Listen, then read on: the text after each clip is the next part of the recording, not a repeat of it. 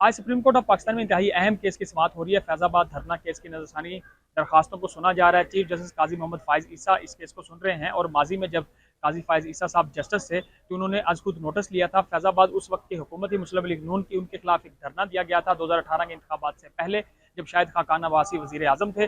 और उसके बाद वो धरना जब खत्म हुआ तो जो फैसला दिया गया था, आज खुद नोटिस सुप्रीम कोर्ट की तरफ से लिया गया था काजी मोहम्मद फाइज ईसा की तरफ से, और साथ ही एक जज उनके साथ मौजूद थे। और उस फैसले के हुक्मनामे में कहा गया था कि ये फैजाबाद जो धरना है इसमें मुख्तदर हलकों का जो जमात थी जिन्होंने धरना दिया था उनको हमायत हासिल थी, खुफिया एजेंसों की हमायत हासिल थी। और उस तहरीरी हुक्मनामे में कहा गया था कि जो भी आर्म्ड फोर्सेस के अफसरान हैं जिन्होंने अपने हल्फनामे से तजावुज़ किया है उनके खिलाफ कार्रवाई की जानी चाहिए। और ये भी हुक्म दिया गया था सुप्रीम कोर्ट की तरफ से कि तमाम इदारे अपनी हदूद में रह के काम करें। तो उसके बाद कुछ नजरसानी की दरखास्तें दायर की गई थी तहरीक इंसाफ की तरफ से, MQM की तरफ से, इलेक्शन कमीशन की तरफ से, और वो दरखास्त के लिए जो समाअत के लिए मुकर्रर नहीं हुई थी। लेकिन अब चीफ जस्टिस काजी फाइज ईसा जो कुछ दिन पहले ही उन्होंने अपना ओहदा संभाला था और उसके बाद ये अब केस फिक्स हो गया और आज वो इस केस को सुनने जा रहे हैं। अब सवाल ये पैदा होता है कि काजी फाइज ईसा साहब जो इस केस का फैसला दे चुके थे, क्या वो इस नज़रसानी की दरखास्तों को मुस्तरद करते हैं या एक्सेप्ट कर लेते हैं? अगर ये दरखास्तें मुस्तरद हो जाती हैं तो फिर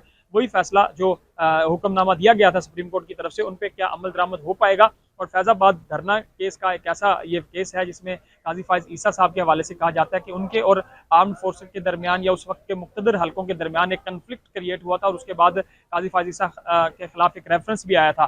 तो आज वो इंतहाई अहम केस सुना जा रहा है। तमाम जो वकला हैं वो अदालत पहुंचना शुरू हो गए हैं और कुछ ही देर में ये केस सुना जाएगा। और इसी केस की नौयत से मुख्तलिफ सियासी जमातें अपनी राय कायम कर रही थी, वो भी अब काजी फाइज ईसा साहब के हवाले से कि मुख्तलिफ सियासी जमातें उनसे मुख्तलिफ उम्मीदें लगाए बैठी थी। तो आज का ये फैसला, आज का ये केस ये भी एक ये साबित करेगा कि जो सियासी जमातें हैं उनका बयानिया क्या होता है।